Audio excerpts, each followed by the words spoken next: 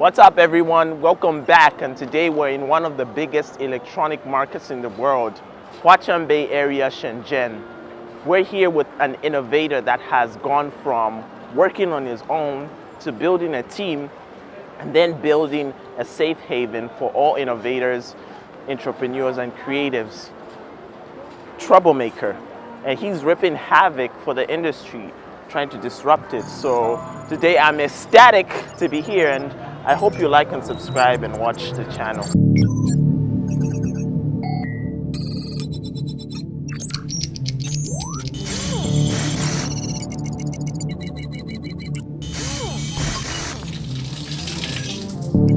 Hey guys, I'm Hank. I'm the CEO of TroubleMaker in Shenzhen. We're a makerspace, and we basically train people both offline and online on how to develop your product efficiently and manufacture it safely in China. All right. How long have you been here? So I came to China for the first time in 2009, just for 4 days. 2009. Wow. Yeah. I was working for an LED display company in Holland, and most of our clients were in paid football. And we were doing the scoreboards for Ajax Amsterdam, for the training facilities of Ajax. Oh, nice. And they were supposed to be ready, so I was coming here to do the quality control. And my first experience with China was that the product was not ready. When I came here, we had empty aluminum cabinets without electronics inside, and they didn't tell us that they had delay. So we just had our ticket booked and arrived here basically to do quality control on nothing, on empty cabinets. Oh, interesting. So, and I think this shaped my understanding of manufacturing, because before that I had no exposure to manufacturing really. And especially manufacturing in China, communication is a real big part of manufacturing. Making sure that you have your communication strategy worked out and implemented is 50% of the success of your manufacturing process. So that are really like, is one of the most important parts of our training with people. All right. And since then, what have you been doing? How did you come up with TroubleMaker? TroubleMaker is basically a thing of the last 4 years. We started this in 2016. So before that, I had developed several products for others, also for myself with partners. Some things didn't always work out. And then at a certain moment, I just wanted to have my own product and do it by myself, not with a team, not rely on anybody. It's kind of disappointed in the partnerships what I chose in that time. All right. So I needed help. Like, I'm a reasonable technical guy, but nobody is usually. A lot of people can't do everything, right? I mean, you're good at something, but you need help with other things. Yeah, you can't do everything alone. And I didn't have a huge budget, so I thought, well, if I just join a makerspace, then I will find people who are knowledgeable, who can teach me, and then I will just do the work myself and make the product and then see if I can sell it. And then we visited around 25 makerspaces in Shenzhen, only to find out that there wasn't really anything suitable. It's like 20 of them didn't have a workshop, didn't have a lab, so they called makerspace, but they're not. And the few that had a lab, most of them, the lights were off, the machines were broken, and the management didn't know that the machines were broken. And the only one who was really good, Chai Ho, they were doing a great job in getting people onto Steam with all the basic stuffs like Arduino, LEDs blinking, art installations. Yeah. And that's what a makerspace is supposed to be. I mean, that's actually a real makerspace. The point is, like, I was looking for professional help. I was looking for people who can teach me on coding or guide me on manufacturing techniques, and that was not there. So I found a guy who also had the same idea, and then we found two more, and then we started our own space. And we wanted to do this here in Huaqiangbei. I mean, Huaqiangbei is the world's largest electronics and electronics component market. It's like 6.5 million square meter of electronic shops. Yeah. So we said this is the play garden, the kindergarten for makers. Like, you can find anything here. And we said, okay, let's look around here. And then we didn't have a lot of budget, so we wanted not to like rent a whole floor. And we decided to look for a co-work space that wants to be a makerspace. And where we are now, Huaqiangbei International Makers Center, had this room which was totally filled with office desks, and they wanted to make this into a real maker room, into a real lab. And they said, well, you please go ahead and make us happy. So we found a good partner here. Engineering is a complex art that involves problem solving and mathematics. It's maybe the reason why engineers think so peculiar. Hank, an innovator and engineer, thought of a peculiar name for a brand: TroubleMaker.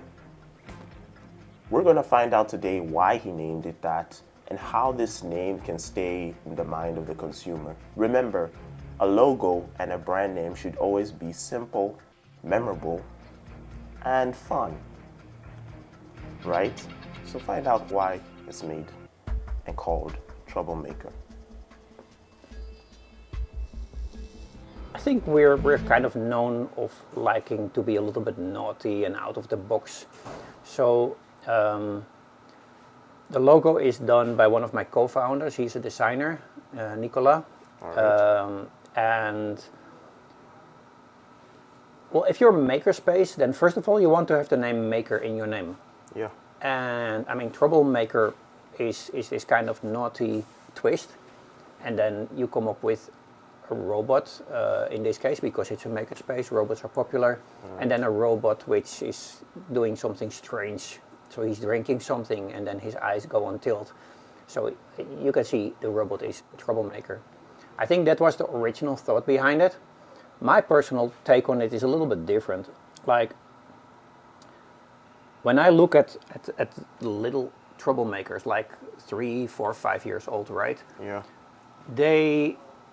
When they see something and they know they can't do it yet, they don't care. When they see some kid doing something on some toy and it's difficult for balancing or something else, they know they can't do it. They know they will fall, but they don't care. They just want to give it a try. Yeah. And they will fall and they stand up and they give it a try. And they try until the moment that they got it and they feel proud. All right. And we're here in a makerspace with rooms with tools. We got people here who never used those tools before. They buy materials, they try something and they break it. And then they said, oh, now we found out how it doesn't work. Let's try again. Right. And they do it again and again until they get it. Okay. So I think we're inspired by the little troublemakers who just don't have their mindset framed yet in, oh no, I cannot do this. Oh no, I shouldn't do this. They just go ahead and try until they get it. All right. So the market in the Netherlands and China, could you tell us how different they are and the opportunity that is here in Shenzhen for troublemakers in terms of engineering and the industry 4.0? Yeah. Well, first of all, I think there are opportunities everywhere in the world. Yes. There are people everywhere seeing opportunities and acting on them. And when we did the LED systems in Holland in the football, there was also an opportunity, but we had to create our own market. Okay. So the reason why I was here in 2010 is to create an LED product which has a 35% lower total cost of ownership than any other system in the world. Okay. And that made us win a contract with the whole second football league in one time. So that was a multi-million-dollar contract for 7 years. And that brought me here to produce those systems. Now, the difference is you can't make that product in Holland. It wouldn't be cost efficient. And a lot of people don't even know how to do it. You might find people, but here there are thousands of LED factories who can potentially help you. Yes. So, and the cost is cheaper, especially for mass production, not for prototyping always as such, but especially for mass production. And then there is this huge variety of really in-depth knowledge from engineers who have done nothing else in the last 40 years than receiving requests from the big brand companies to take their product and make it cheaper. So if one of the big electronic brands 20, 30 years ago came to Shenzhen with a DVD player or with a TV, or I don't know, no, maybe not TVs, but with even computers, you know, they had a product, they were making it somewhere else in the world. It cost a certain set of money, and they came to China to one of the bigger factories and they said, can you make this for us cheaper? And these factories, they had like legions of engineers on staff who were very, very narrow, like very vertically educated, but yeah, extremely knowledgeable, skilled in one specific part of a product. Okay. So one engineer could never do a whole product because he doesn't understand all the rest. But as a team, they could make that, and they made it really the same quality, the same style, the same look, but for 1/3 of the price. Or I just randomly say a number. I don't know how much, but much cheaper. All right. And that knowledge is still here, and that knowledge is quite often not anywhere else in the world. So. And even if it's somewhere else in the world, you don't have the manpower enough to produce. I mean, I'm a watchmaker. I visited the most famous watch brand a long time ago in Switzerland, and they're doing hundreds of thousands of very high quality watches per year. They sent all their watch cases. They produce them in Switzerland. They sent them to China for manual polishing. And then they're being shipped back to Switzerland for assembling. Because there's just not enough people in Switzerland anymore who know how to manually polish watch cases. Not in those quantities. I mean, if it's one-off or a small series, yes, fine. But not hundreds of thousands per year. With a very high quality standard. So you can find that in China. And maybe there are some other countries as well, but I mean, China is very famous for these kind of things. Would you say China is the best place for any innovator?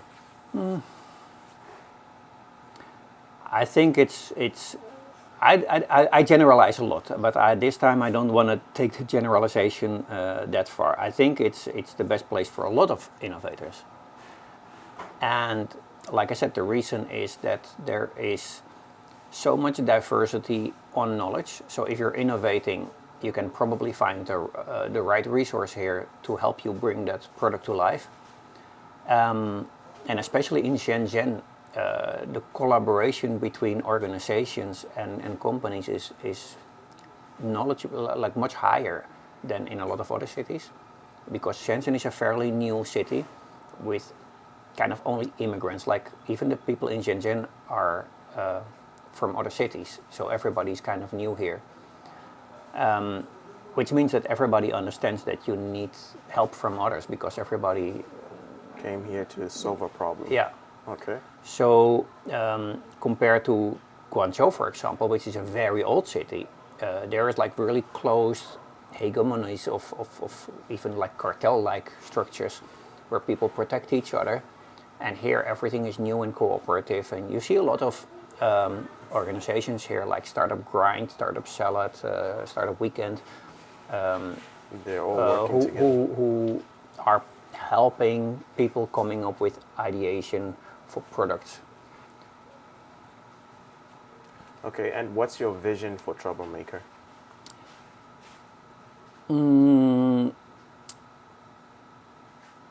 I think let's start with my own vision. Okay. My personal vision.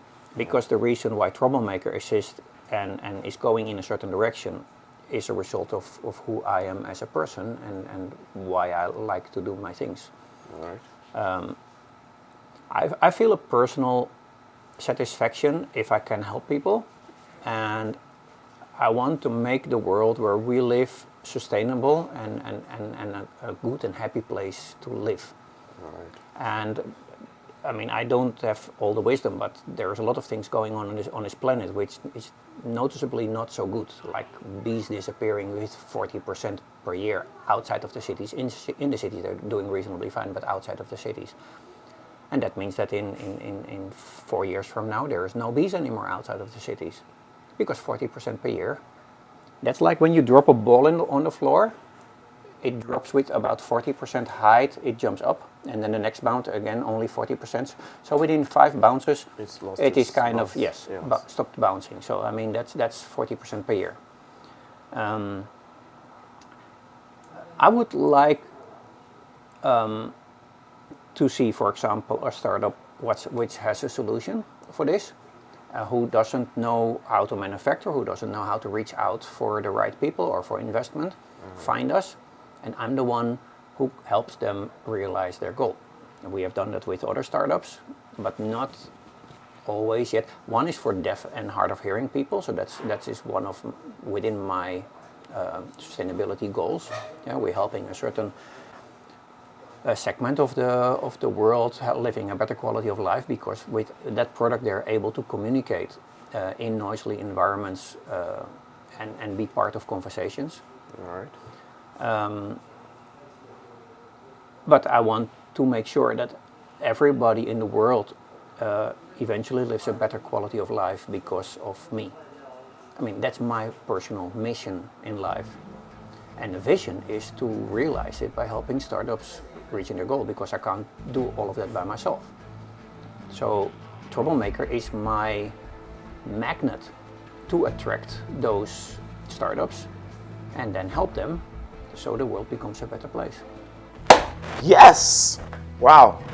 Now, developing a product from ideation to its final form in manufacturing is not easy. You need guidance, and I'm guessing you need a whole lot of money, right? But Hank has got an Unstoppable Innovators session that's going to be on Facebook for any global engineer, designer, or innovator, somebody that would like to change the world. This is globally for everyone, and it'll be on Facebook. So stay tuned.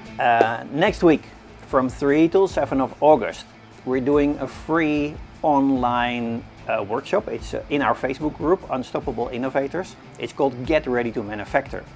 And it's a workshop for engineers, designers, inventors, basically any kind of innovator who wants to be well prepared before reaching out to suppliers and manufacturers.